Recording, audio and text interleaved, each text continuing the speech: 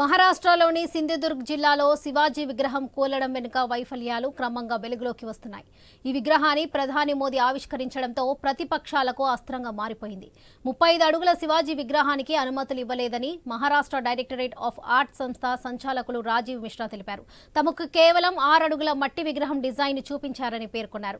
అసలు విగ్రహం 35 అడుగుల ఎత్తుంటుందని చెప్పలేదంటున్నారు. ఆ విగ్రహంలో స్టీల్ ప్లేట్లు వాడుతున్న విషయం కూడా చెప్పలేదన్నారు రాజీవ్ మిశ్రా.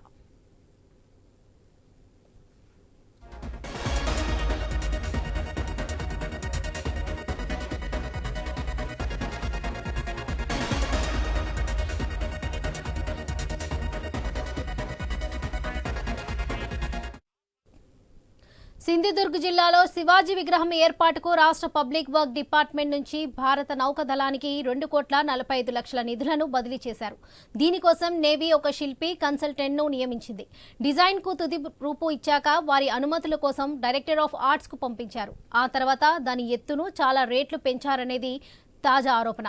నిర్మాణం కూడా నాసిరకంగా చేపట్టారనే విమర్శ ఉంది. ఇటీవల ఈ విగ్రహానికి ఉన్న నట్లు, బోల్ట్లు తుప్పు పట్టాయని నేవీకి లేఖ రాసింది పీడబ్ల్యూడీ. అసలు తమకు ఈ విగ్రహం నాణ్యత, స్థిరత్వాన్ని తనిఖీ చేసే అవకాశం లేకపోయిందని పేర్కొంది. విగ్రహానికి నేవీతో పాటు నేవీ నియమించిన శిల్పి కన్సల్టెంట్లది బాధ్యత అనేది పీడబ్ల్యూడీ అధికారుల వాదన. ఇప్పటికైనా కళాకారులు అనుమతుల కోసం మట్టి మోడల్స్ను కాకుండా అసలు మోడల్ను పంపించాలని కోరుతున్నారు.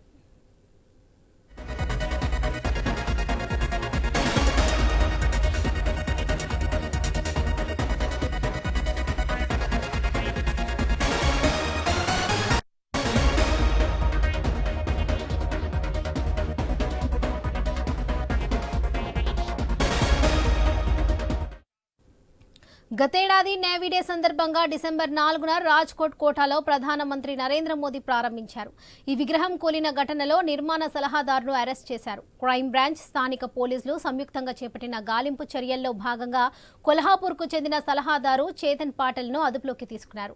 అనంతరం అతడిని మాల్వన్ పోలీస్ కస్టడీకి తరలించారు. త్వరలో మహారాష్ట్ర అసెంబ్లీ ఎన్నికలు ఉండటం, శివాజీ ఉన్న సెంటిమెంట్ విగ్రహం కూలడంపై రాజకీయ దుమారం రేపుతుంది.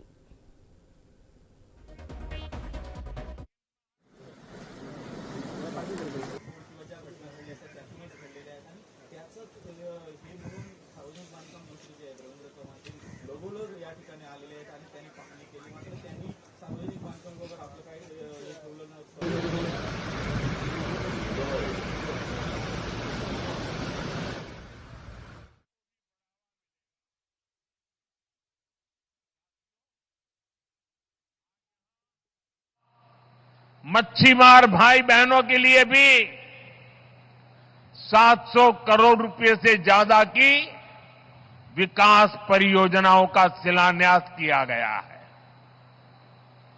देश की अलग अलग जगहों पर 400 करोड़ रुपए से ज्यादा की परियोजनाओं का उद्घाटन भी यहीं से हुआ है। इन सब प्रोजेक्ट्स के लिए भी अपने मछुआरे भाई बहनों को, आप सभी साथियों को बधाई देता हूं। वाढवण पोर्ट हो,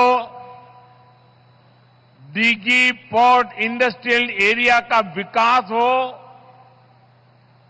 फिशरीज की योजनाएं हो, इतने बड़े बड़े काम माता महालक्ष्मी देवी, माता जीवदानी और भगवान तुंगारेश्वर के आशीर्वाद से ही हो रहे हैं।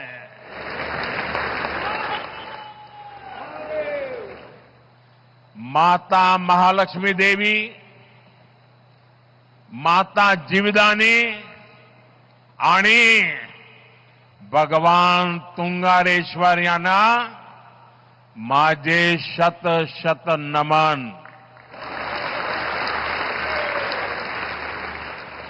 साथियों, एक समय था जब भारत को विश्व के सबसे समृद्ध और सशक्त राष्ट्रों में गिना जाता था। भारत की समृद्धि का एक बड़ा आधार था भारत का सामुद्रिक सामर्थ्य, हमारी इस ताकत को महाराष्ट्र से बेहतर और कौन जानेगा। छत्रपति शिवाजी महाराज, उन्होंने समुद्री व्यापार को, समुद्री शक्ति को एक नई ऊंचाई दी थी। उन्होंने नई नीतियां बनाई, देश की प्रगति के लिए फैसले लिए। कभी हमारी ताकत इतनी थी कि दरिया सारंग कान्होजी आंग्रे पूरी ईस्ट इंडिया कंपनी पर भारी पड़े थे। लेकिन आजादी के बाद उस विरासत पर ध्यान नहीं दिया गया। औद्योगिक विकास से लेकर व्यापार तक भारत पीछे ही छूटता चला गया। लेकिन साथियों, अब ये भारत नया भारत है। नया भारत इतिहास से सबक लेता है। नया भारत अपने सामर्थ्य को पहचानता है। नया भारत अपने गौरव को पहचानता है। गुलामी की बेड़ियों के हर निशान को पीछे छोड़ते हुए नया भारत समुद्री इंफ्रास्ट्रक्चर में मिल के नए पत्थर लगा रहा है। साथियों, पिछले एक दशक में भारत के समुद्री तटों पर विकास को अभूतपूर्व गति मिली है। हमने बंदरगाहों को आधुनिक बनाया है। हमने जल मार्गों को विकसित किया है।